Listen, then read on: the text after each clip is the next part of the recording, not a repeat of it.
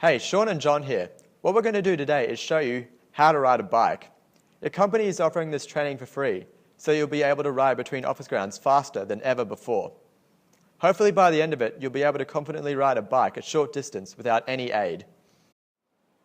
Obviously, if you have never ridden a bike before, you're going to have some reservations about it. That's understandable, but hopefully what we're going to show you today is that those kinds of fears are easily overcome and really aren't as scary as you think. If you're concerned about being embarrassed that you don't know how to ride a bike, don't be. Studies in America have suggested that around 6% of Americans can't ride a bike. That's around 24 million people. And in England, a recent study suggested that 1 in 6 kids can't ride a bike, so you're not alone. Another question you might be wondering is, why is it even worth learning to ride a bike? Well, let me explain. In regards to one's health, did you know that it's been overwhelmingly proven in numerous studies that riding a bicycle increases your cardiovascular fitness, muscle strength, flexibility, joint mobility, decreases your body fat, helps with stress, and a range of other health benefits. As for the negatives, well, there are none really. Environmentally speaking, cycling uses no fossil fuels and is a zero-emissions mode of transport. And it's the cheapest mode of transportation out there. Last but not least, let's not forget why we're here. By learning to ride a bike, you're going to be a whole lot more efficient in getting around the office grounds, and our productivity will increase exponentially. So with all that being said, let's get started. Firstly though, we'll have to talk about safety. Okay, so the first thing you're going to want to do before anything else is putting on a well-fitted helmet. This is important because in the rare scenario where you might fall over, protecting your head is paramount, so make sure to always attach it like this. Furthermore, always wear closed-in shoes and secure the laces by tying them or tucking them into your shoes. The 2 levers here at the front of the bike affect the brakes, with the left one for the front wheel and the right one for the back wheel. Similar to a car, knowing how and when to brake is fundamental. If you're going too fast, need to stop, or about to crash into something. Also, like a car, make sure that you don't put on the brakes too abruptly at a high speed, otherwise it'll be difficult to control and you might tip over. Another important feature that you should be aware of is that to make sure that your tyres have a decent amount of tread. These safety steps aren't just integral, but rather are required by law.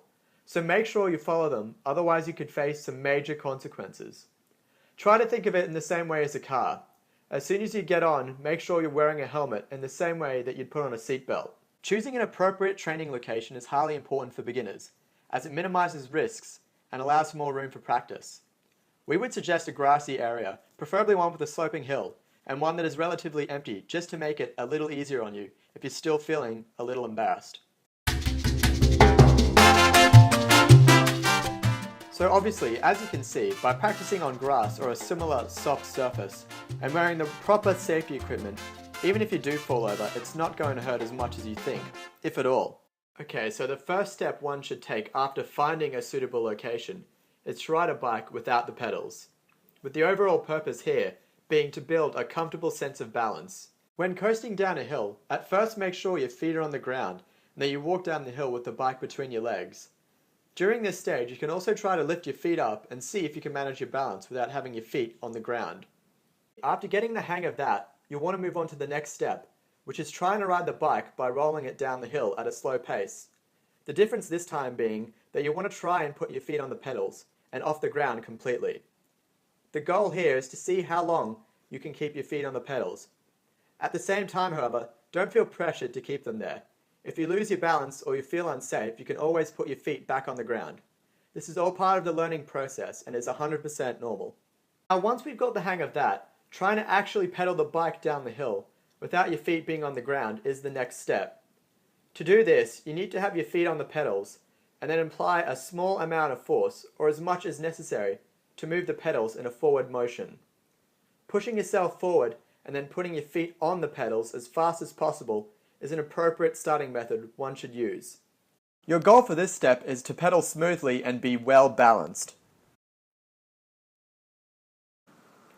For a challenge and to ensure that you get used to the levels of difficulty involved in everyday cycling, you should try turning and pedaling up a hill or slope, as this will build endurance and will familiarize yourself with the act of pedaling. Since we've covered a sloping hill, we can also try riding on a flat surface. In regards to pedaling, what you'll want to do to get going properly is putting the right pedal at around 2 o'clock, then pushing down hard with your right leg, followed then by pushing off with your left leg. Okay, so let's watch that again. In this case, you should use the basic steps we've mentioned previously and apply them here. By starting with a push, pedaling at a decent and comfortable speed, getting used to braking with the levers, rather than with your feet, and trying different terrains such as pathways or roads. Feel free to pause, rewind, and watch each section as many times as you need to. The best way to learn is practice, practice, practice. Have fun riding.